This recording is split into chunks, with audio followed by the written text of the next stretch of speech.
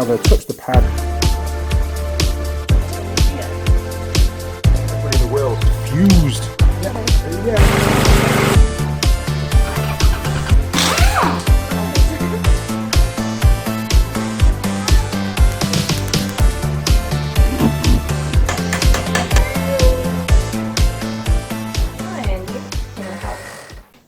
Morning and welcome back to the Andy Mechanic YouTube channel. Now things look a little bit different today because we're busy moving workshops.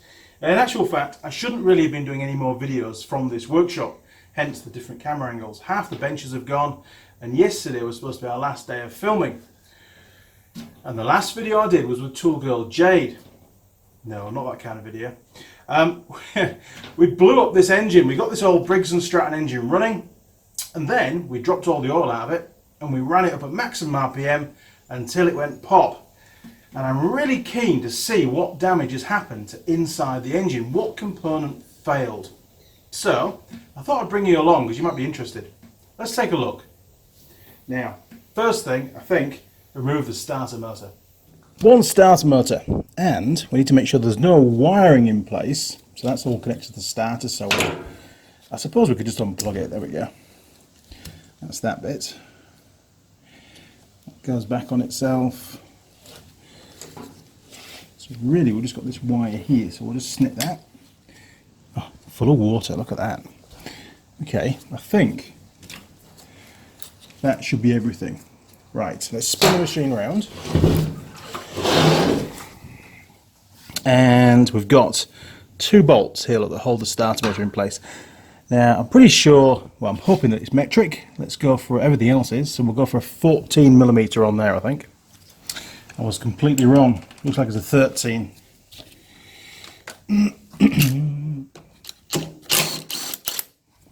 It's one. Two, fantastic. Let's see if it comes off. Ugh. Somebody's coated it in this weird sort of matting stuff that's full of grease. Horrible. Oh, don't need that. Right.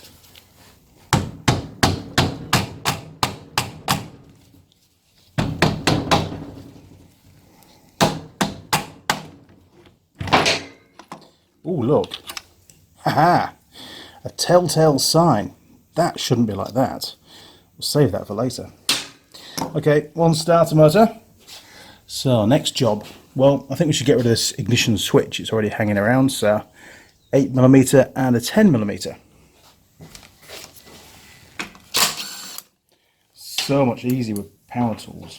And remember the last engine strip down I did like this was probably a couple of years ago now, and I only had air tools at the time. And man, it was so hard to edit. It's a lot easier with the electric tools. Right, more parts. Better turn the ignition off. Excellent.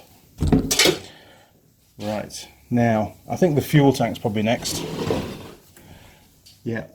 Okay, so we've got a bolt, or a nut, and another bolt. Okay, it's got fuel in it, and the fuel tap's part of the carb, so maybe we should just whiz the carb off first and take that off with the tank. That'd be sensible, wouldn't it? Right, 10mm. And these are just some little spacers that I put on because I wanted to get rid of the air filter box, just so we could see what was going on inside the carb. This is the carb that I cleaned out, and there's a video on that.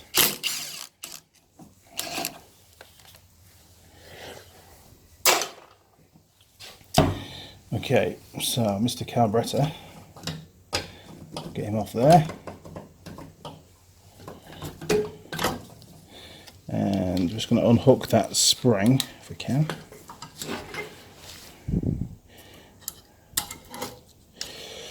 And we'll get rid of the push rod. There we go.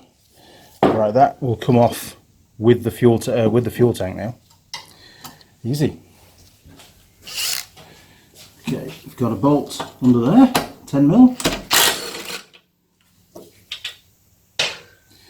chuck all those in the box. And and we'll better turn the fuel off. She's already draining. Fuel going off. There we go. Right, we've got 2 more here. Now these are 13s, so I need a bigger socket.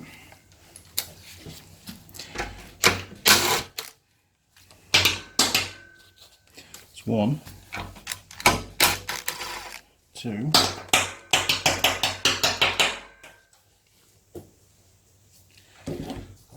Okay, so what have we got left? 1 more bolt at the front. Here, look. That's 10mm again. You still see? You can sort of see, can't you? There you go. Cool, that's that one. Right, well hopefully that fuel tank now, it's got a couple of litres left in it, that should lift off. Oh yeah, perfect. Right, I'll put this somewhere safe. Right, let's take it. Oh my god! Hee, this looks awesome. Oh, you've got to see this. Wow, this is exactly as I've just found it. So we've got a piece, obviously has come from this hole here, and the hatching is on the outside, and we've got these other pieces that are just laying there as if it's been as it's grenaded. They're all just lined up. It's brilliant. Okay, there's another piece, and we'll just remove these out of the way. Like a jigsaw puzzle. I bet there's still some more bits around the workshop because it made a hell of a clatter when it went. Okay, let's get rid of this this throttle arm first of all, which is a 10mm on there, so that's easy enough.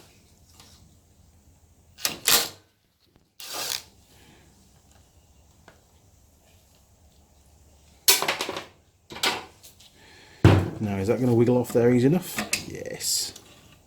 Get the spring out of the way. Perfect. More rubbish gone. It goes without saying this engine is scrap. It was scrap really before we even started, so it's not really a problem. Right, so let's get that wire out of the way. Okay, so how are we going to find our way in? Well, I think the first thing to do now, or the next thing to do, is to whip the flywheel off, which is on this side. So I'll spin the engine around. Right, now 24mm I think that was. I might even need a puller to get it off. Probably will. Okay. But we'll try the magic hammer on the end of the crank. That usually works. There it goes.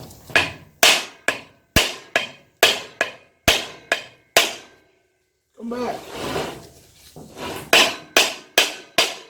There we go. Excellent. Oh, look at that. Some of the generator magnets broken away from the flywheel. That's not good, is it? Okay, well, we can buzz that generator off while we're here. There's one. And those are 8mm bolts.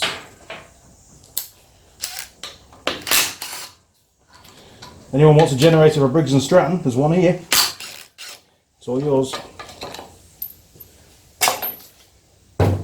God knows what they're worth. Any more? Oh, there's one more bolt, look. On the wire trap.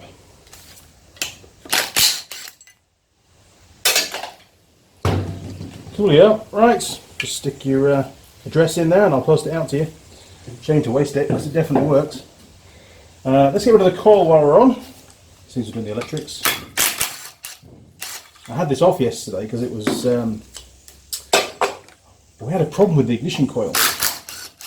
I kept getting shocks off the fuel tank whenever I was we were trying to start it up, because we had a problem getting it started at one point. And it turned out to be the HT lead. And the HT lead, basically, the insulation on the HT lead had gone, you know, rogue. It was knackered. And every now and again, it would start arcing to ground, you know, somewhere. Couldn't see it, but you could hear it doing it.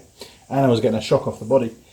So a quick fix, I just put some fuel hose over the top of it, and that seemed to give it enough insulation to run for the experiment. Right, okay, that's all that done. What next? Well, cylinder head. So let's get rid of all this crap off the top, all this rusty stuff. They're all 8s by the looks of it.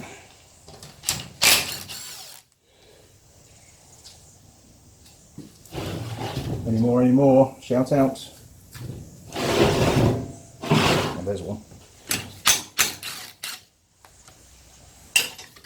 Wow, that was easy. Okay, cylinder head. Let's get the rocker cover off first.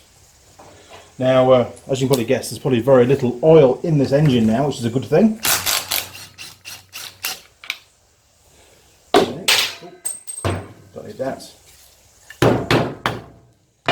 Get the rocker cover off. What do we see? Oh, that's okay. It's just the seal off the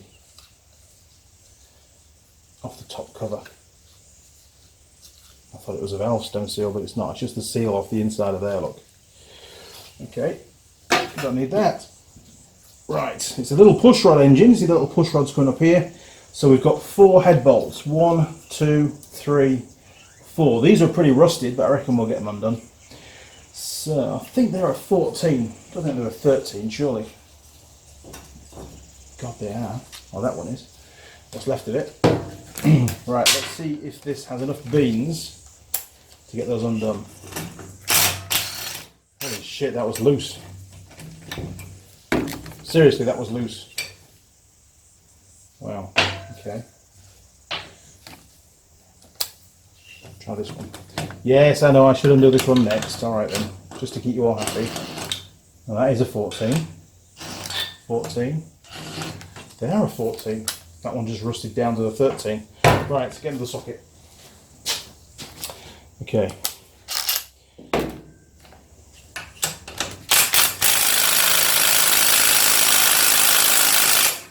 Well, that's too tight for this little gun. Okay, let's get the cracking bar. Right. Hopefully. If not, we'll use the big windy. Big impact wrench, not windy anymore, is it? Okay.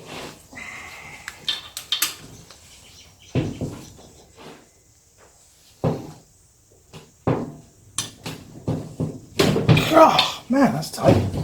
Okay, we use the big impact wrench here. Okay, you'll laugh at this. Half my tools are in Taupo, so this is what we're going to use. There he goes. Close your eyes. That was rather uneventful, wasn't it? Okay.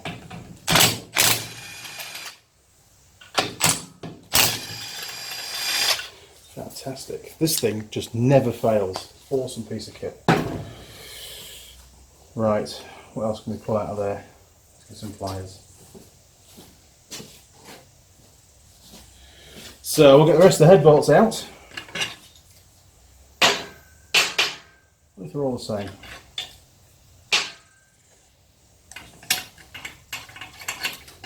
Yes.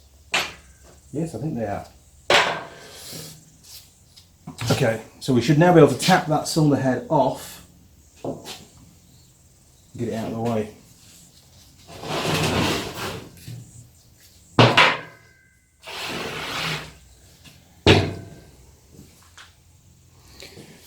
Okay.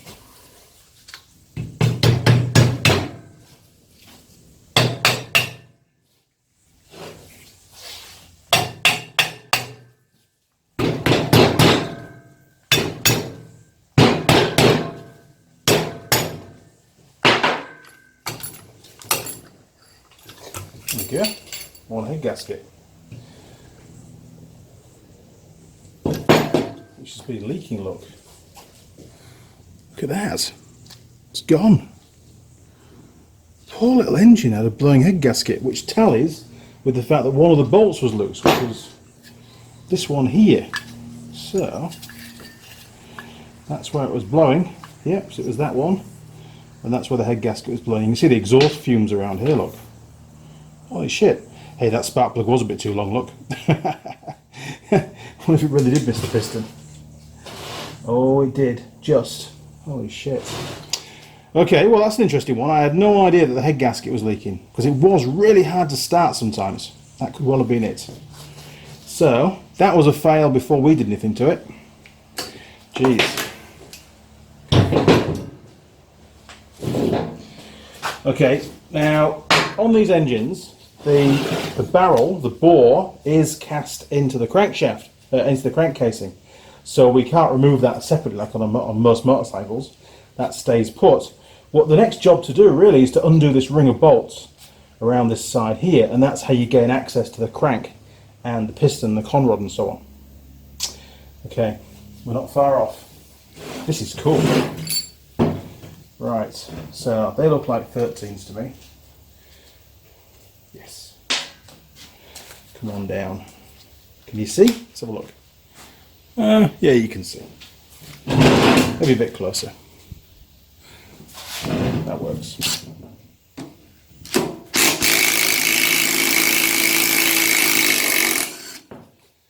Hey, come back. Get rid of those push rods.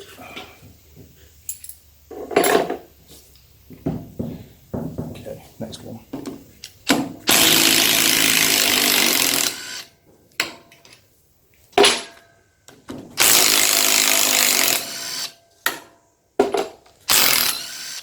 That was loose.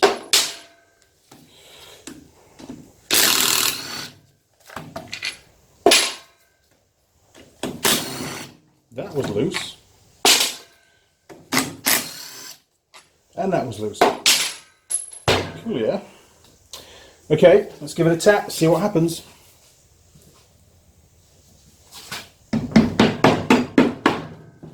Ooh, that satisfying noise of a crankcase splitting.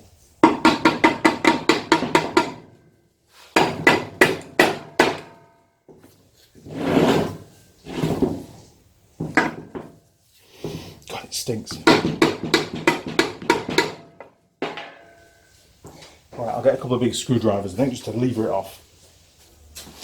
Okay, we're going in.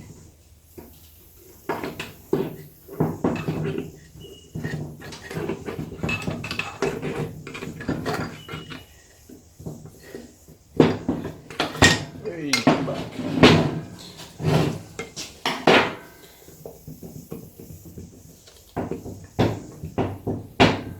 So close.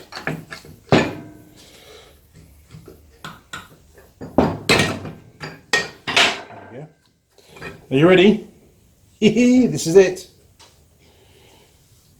Oh, well, that all looks okay, apart from the fact we've got, obviously, contaminated oil in there. Not too much shrapnel. Even that plastic gear's intact. Alright, we'll keep going. See what we find. So we've got a balance shaft, because this thing actually didn't produce too much vibration on the bench, which was quite impressive, to be honest. It was pretty good. Right, this shaft runs off the crank and is the camshaft, which runs those two push rods. There we go, look.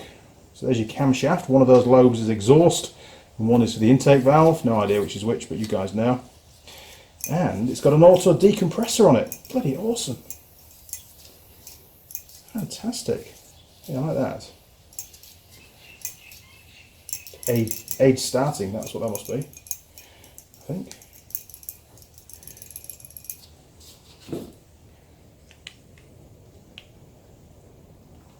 Or is it the governor?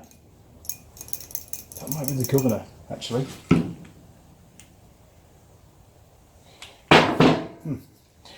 Okay, right, we've got the followers down here, look, that run on the camshaft. We'll get rid of those. They all look intact.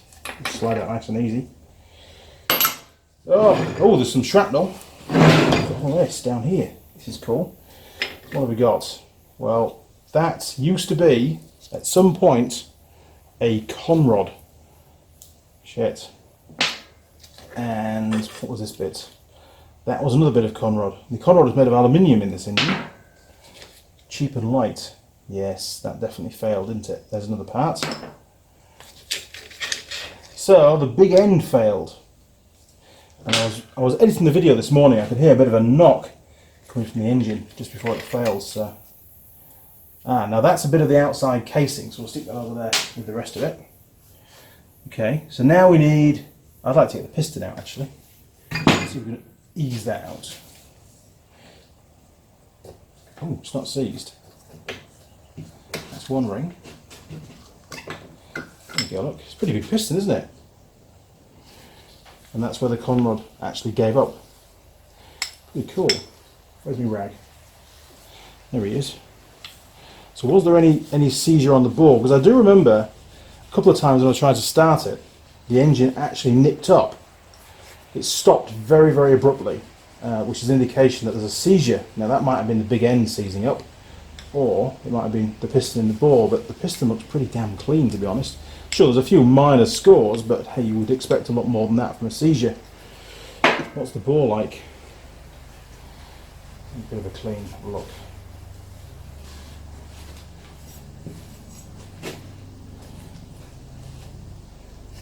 Right, I think we'll take your mobile so you can have a look down the bore. There we are, clean enough now. Okay, let's have a look. It's very difficult to show shiny stuff on camera, so bear with me, because they just don't like to focus at all to the cameras. But I'll do my best. Some very minor scoring at the top there, look. And it's not bad, is it really?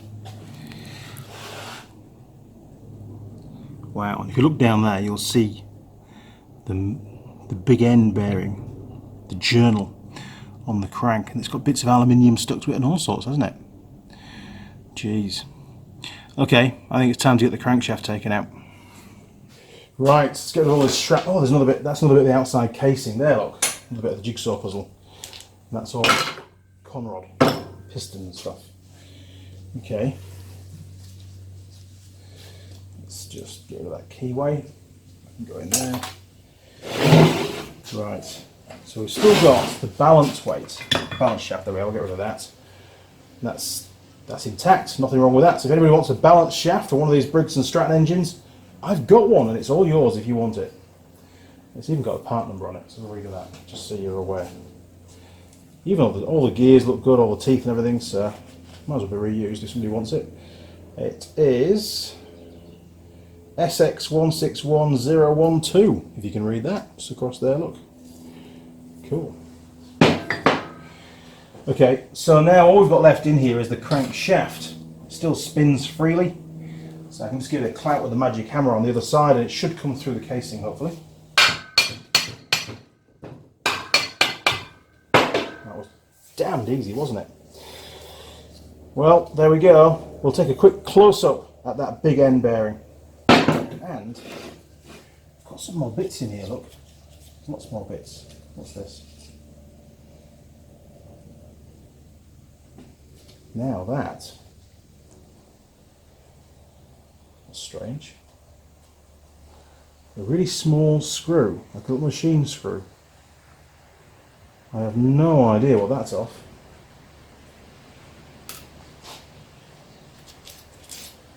What else have we got? Yeah, more bits of conrod. That's fair enough. Why on earth will be a machine screw be inside the crankcase? That is really weird.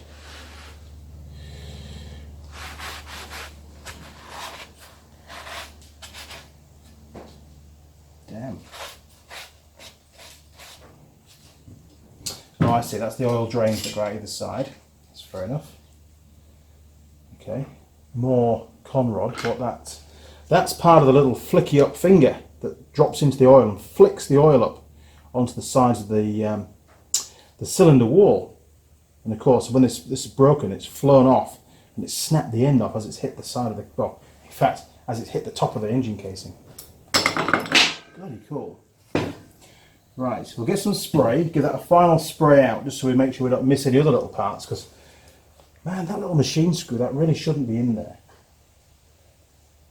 It is quite rusty, so maybe it only dropped in after the casing broke. Maybe it flew off something else. Ended up inside the engine after the event. Right, brake cleaner.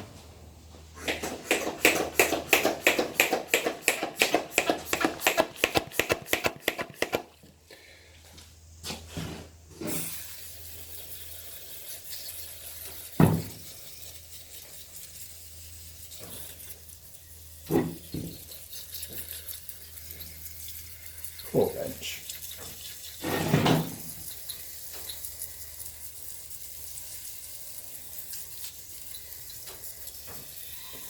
I must have shares in a brake cleaning company. I wish.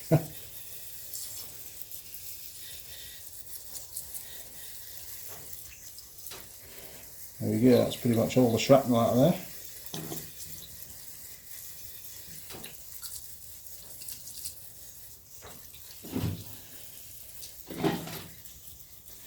Cool, yeah? Right. Was there anything else of any interest? I don't think so. Nah, that's just all little fragments of aluminium. Okay, let's take a close-up of the crankshaft. Impressive stuff. Well, there we go.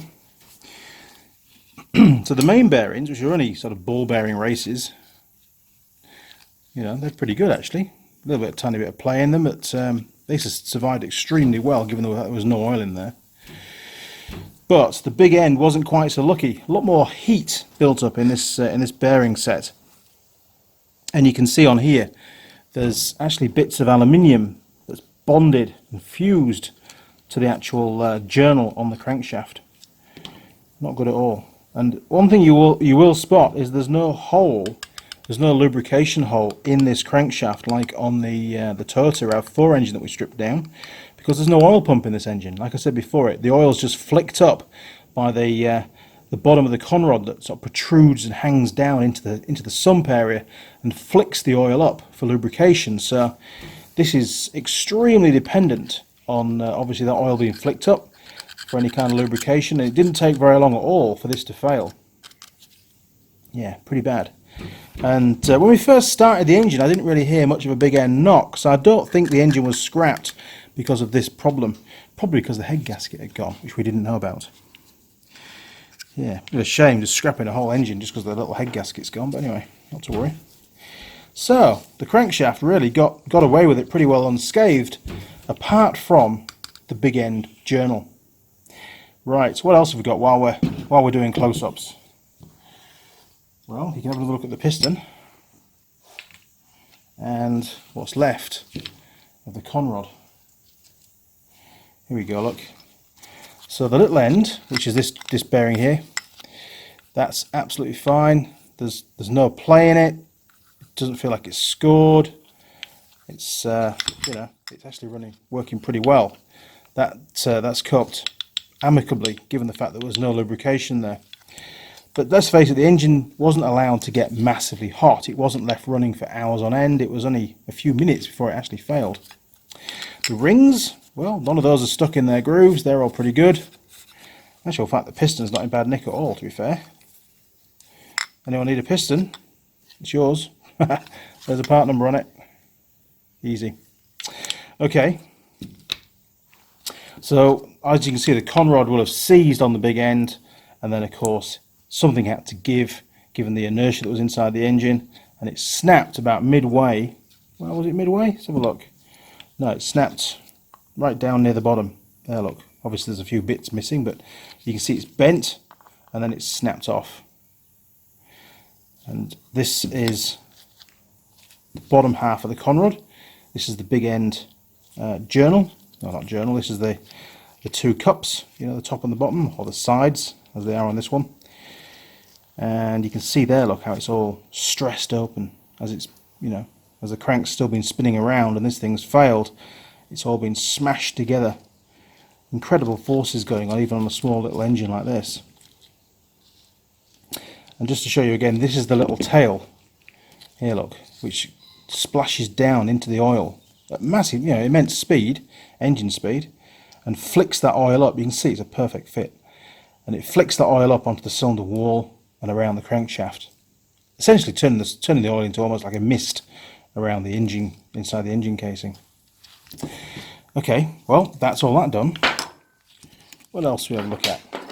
What didn't we look at so far? Well, we didn't look at really the cylinder head, so let's have a little sneaky peek properly on the underside in the combustion chamber.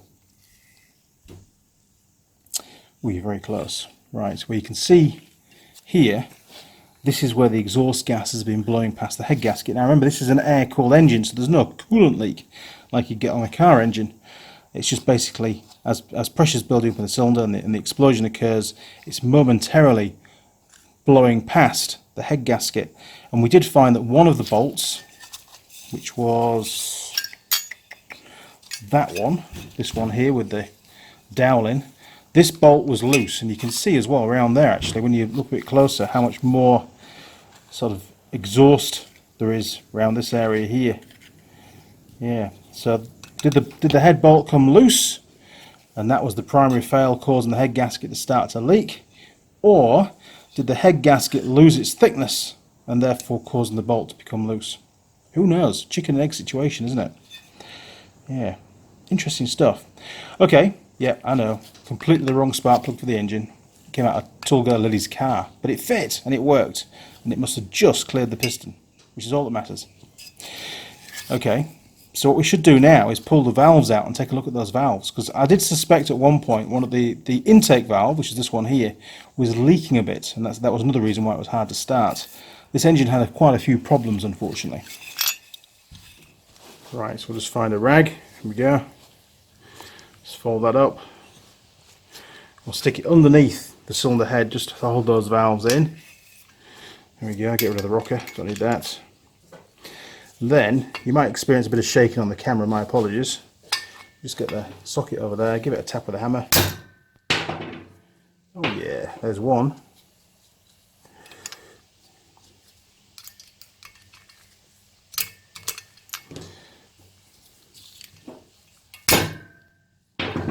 There's two. Little trick. Right, so that's that one. Let's do the other valve while we're here. This is the exhaust valve. Oh, two in one go, look at that. What a pro. Okay, exhaust valve spring. And we can see inside there, look, well, if you can or not, but it's pretty burnt. Hey up. Hey up. What's going on there? There is no valve stem oil seal on the exhaust valve. The hell? There's one on the intake, you can see there, look, we'll pull that off in a second, but okay, well, there you go. There's another problem. Jeez, you never know what you find until you pull something apart, do you? Okay, I'll just get a bigger screwdriver and we'll flick off, in fact, maybe those pliers will do the trick. There we go. So both valves should have one of these, what's left of it, valve stem oil seals. And this one on the exhaust valve, on the exhaust side, doesn't have one, which means it's going to be drawing oil down into the cylinder. Well, into the exhaust at least. So the oil is going to be drawn down, because this area here runs in oil. Drawn down there between the valve stem and the valve guide, and then essentially blown out through the exhaust. It won't make it into the combustion chamber because obviously the gas direction is the wrong way. It's going away from the combustion chamber. But even so, not good. And if your engine or your car or your motorcycle's got little tiny spots of unburned oil around the back of the bike or the boot area of your car, that's an indication that one of the exhaust valve stem seals has failed. Just a top tip. Right, I want to buzz these off because they're annoying me.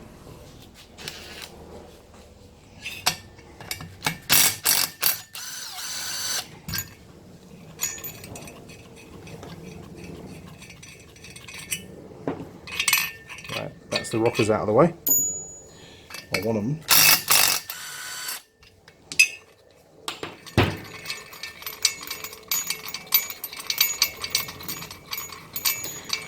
I love pulling stuff apart, it's great, isn't it? Okay, get rid of those.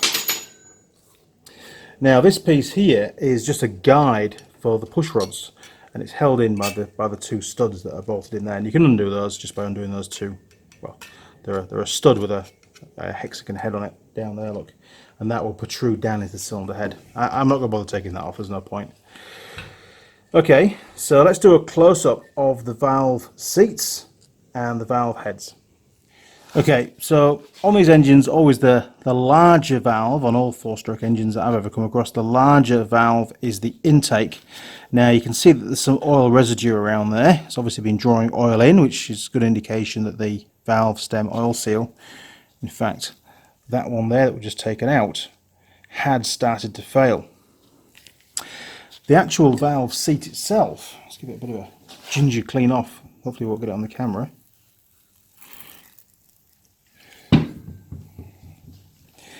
The actual seat itself looks pretty good actually.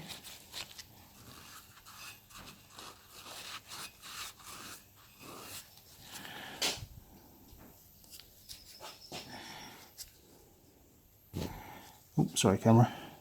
Yeah, it's not rusted, there's no real pitting in there.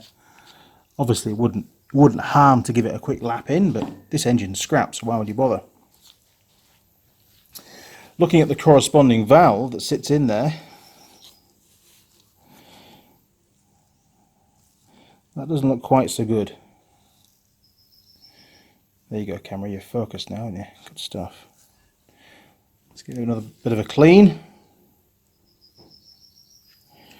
Then you can start to see on there now the shiny surface, the shiny band is the actual sealing surface of that valve, and if I just rotate it slowly you can see that it's not too bad. That's a bit of dirt I think that's on there. Yep, there we go. As that brake cleaner evaporates away you can see a lot more clearly. So it's not in bad nick, there's still plenty of margin left. The margin is the distance. Got to keep it in focus. Work left-handed. The margin is the thickness of the valve here, this flat section here before the taper or the chamfer. And obviously it's never been lapped in, you know, this is a standard spec valve. It hasn't been, you know, reworked or anything like that. Okay, so what about the exhaust side? Let's have a little look.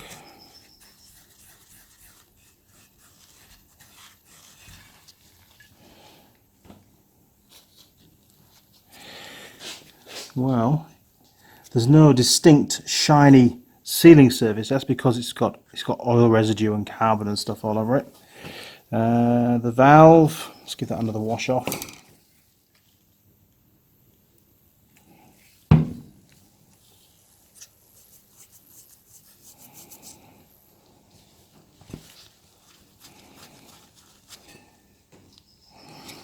There we go. Again, it's not particularly shiny. It's it's not really an ideal sealing surface on that valve. That could really do with a relap, but there's a huge valve margin on there. Look, there's about 2 millimeters of valve below that chamfer, so there's plenty of meat to go at to give it a bit of a relap, or to lap it in, which doesn't take long to do. It's always good to freshen the valves up. Coolio. Okay, well, was it leaking on the valves? Maybe a little bit, but you know, without doing a leak down test before I pulled it apart, before I blew it up, you never really know. But there's nothing really bad about that part of the engine, other than the fact that the head gasket had failed, obviously. Right, just while we're doing the close-up stuff, if anybody knows or recognises where this machine screw comes from on a Briggs Stratton engine like this, I'm pretty confident it's an external screw. I really don't think that this is part of the internals of the engine, and I think it may well have fallen in the engine once that the conrod had blown a hole in the top part of the crankcase.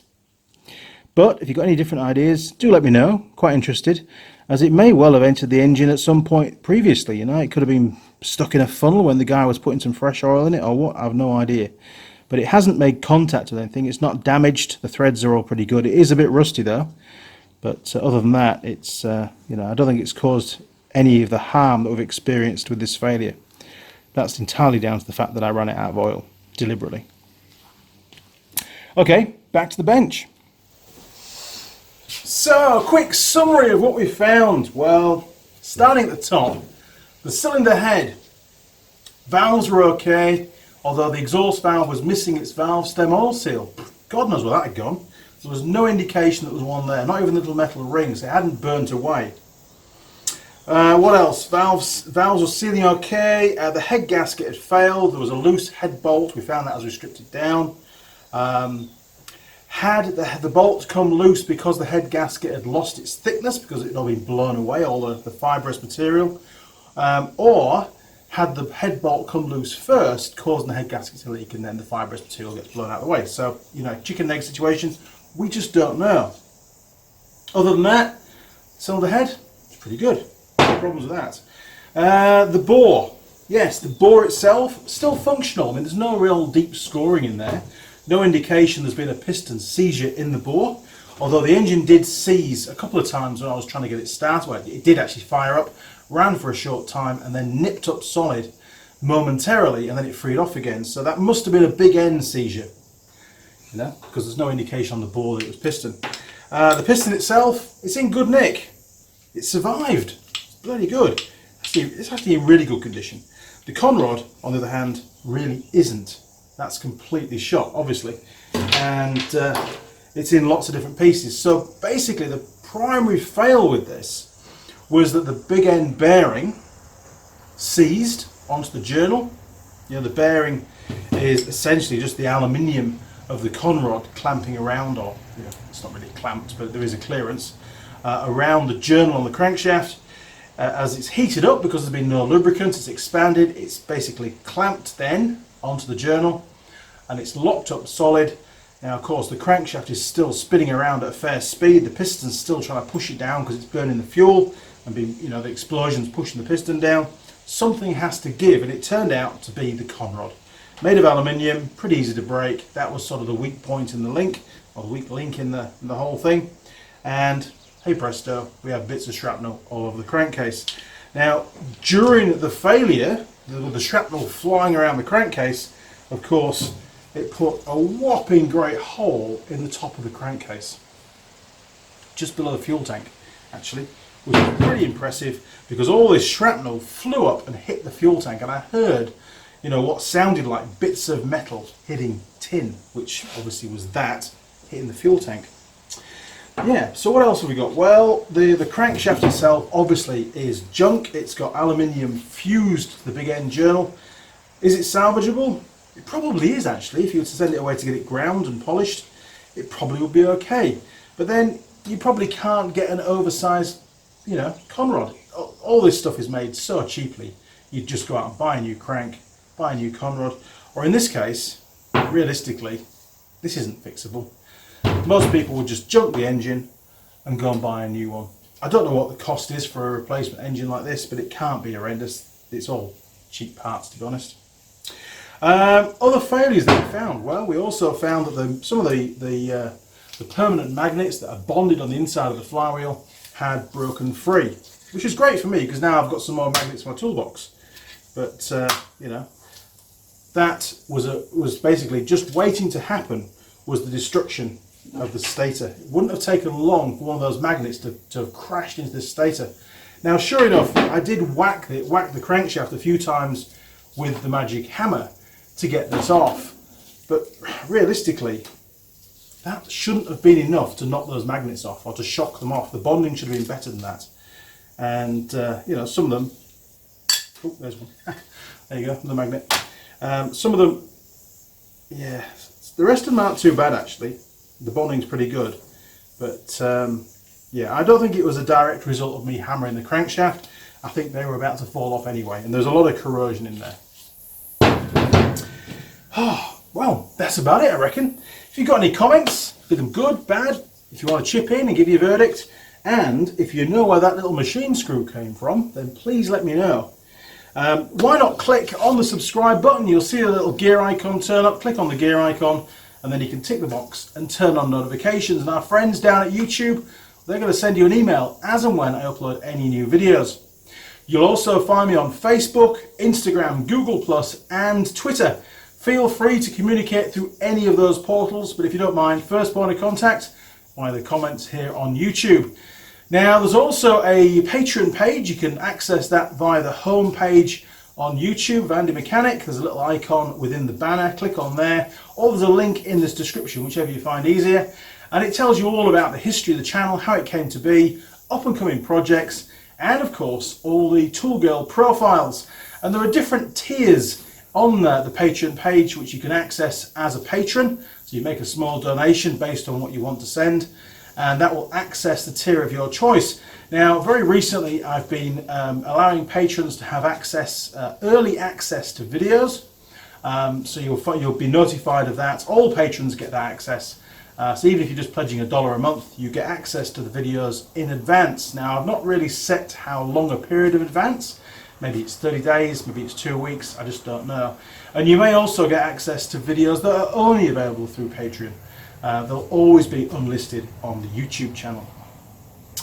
Okay, crew, well that's about it. I've got some mess to tidy up. I really wanted to see what had happened to this engine yesterday. It was quite spectacular when it exploded. If you haven't seen the video, then I'll put a link at the end of this video so you can go back and have a watch. Pretty cool. Alright chaps, until next time. Oh, and chapettes, don't forget. See you around. Cheers. Over and out.